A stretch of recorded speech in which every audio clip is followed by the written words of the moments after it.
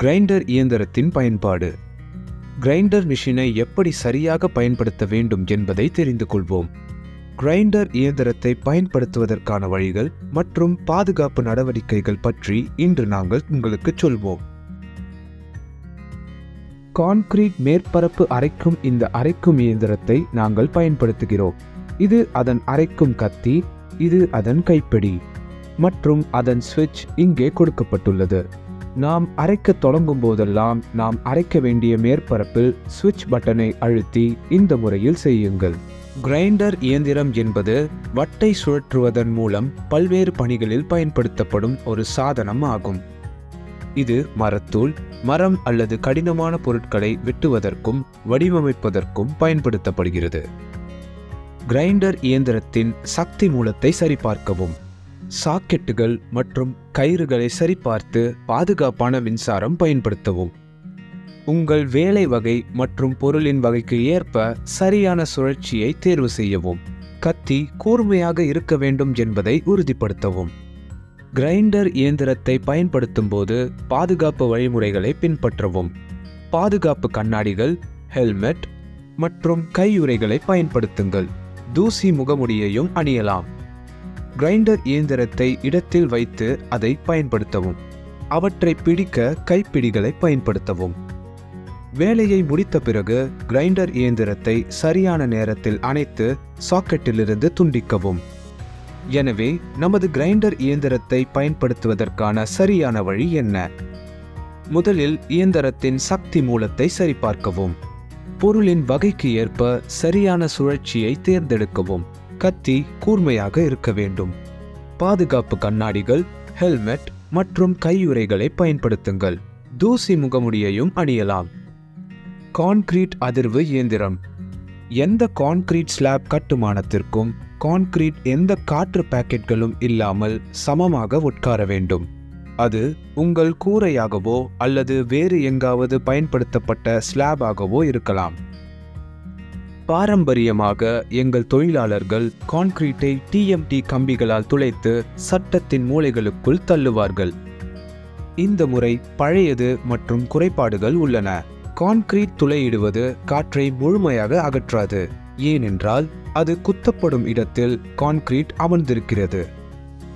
Concrete வைப்ரேட்டார் இயந்திரத்தை எவ்வாறு சரியாக பயன்படுத்துவது என்பதை எங்களுக்கு தெரியப்படுத்துங்கள்.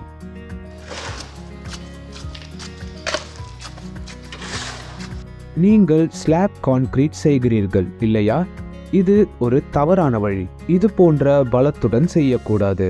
இந்த முறையில் கான்கிரீட் ஸ்லாப் சரியாக பொருந்தவில்லை.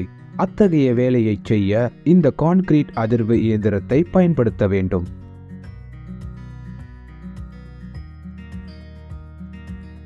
கான்கிரீட் அதிர்வு இயந்திரத்தின் குழாயை கான்கிரீட்டில் வைக்கும்போது இயந்திரத்தை சரியாக பிடித்து சுவிட்ச் பட்டனை பிடித்து கான்கிரீட்டில் எல்லா இடங்களிலும் இயந்திரத்தை அதிர்வு செய்யவும்.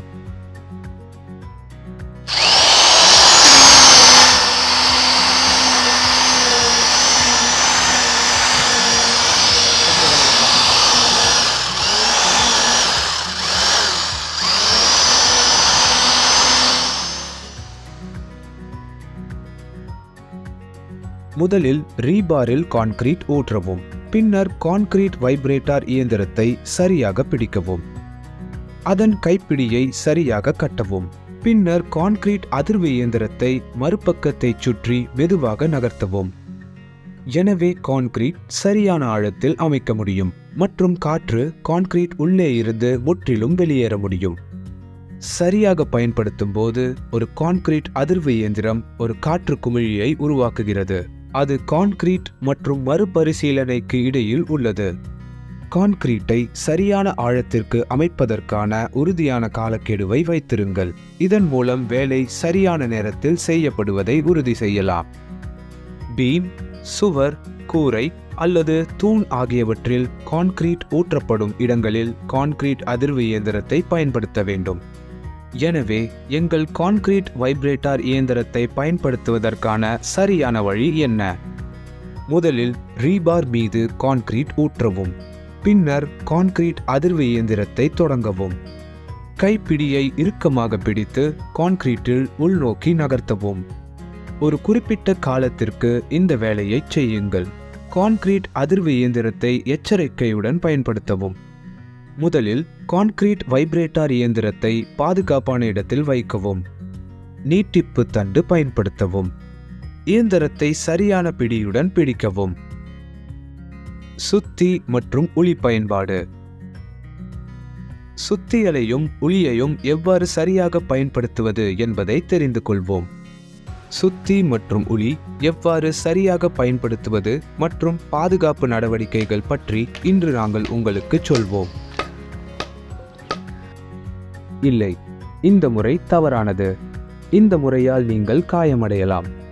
இந்த உளியை எடுத்துக்கொள்ளுங்கள்.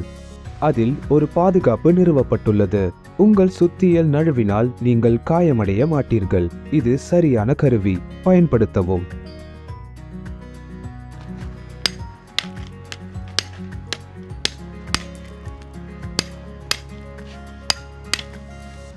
சுத்தி என்பது உளியுடன் பயன்படுத்தப்படும் ஒரு கனமான கருவி. இது பொருளை செதுக்குவதற்கும் வடிவமைப்பதற்கும் உடைப்பதற்கும் பயன்படுகிறது.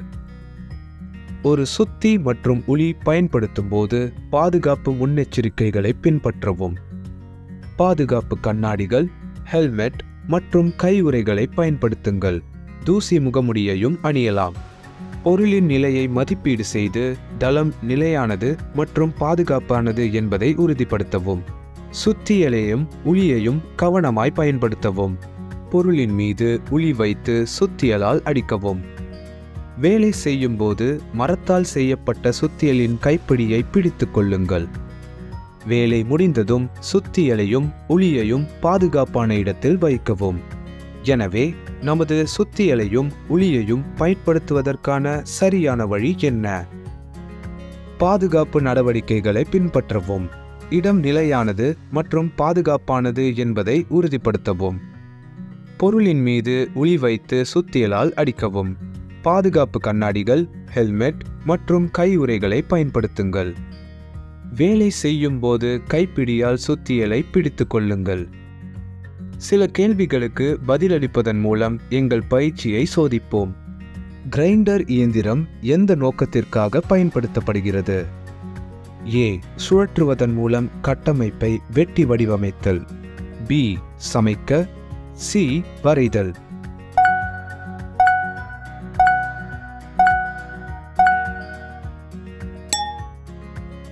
கான்கிரீட் அதிர்வு இயந்திரம் எந்த நோக்கத்திற்காக பயன்படுத்தப்படுகிறது? ஏ. கான்கிரீட் அகழ்வாராய்ச்சி செய்ய. பி. கான்கிரீட் அமைக்க. சி. கான்கிரீட் அழிக்க.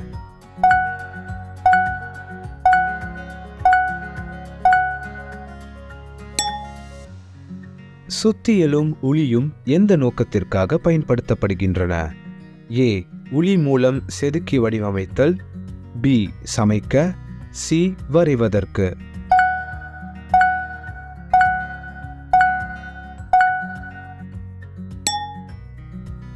சுத்தியல் மற்றும் உளி பயன்படுத்தும் போது என்ன பாதுகாப்பு நடவடிக்கைகளை பின்பற்ற வேண்டும்? ஏ. ஆம். பி. இல்லை.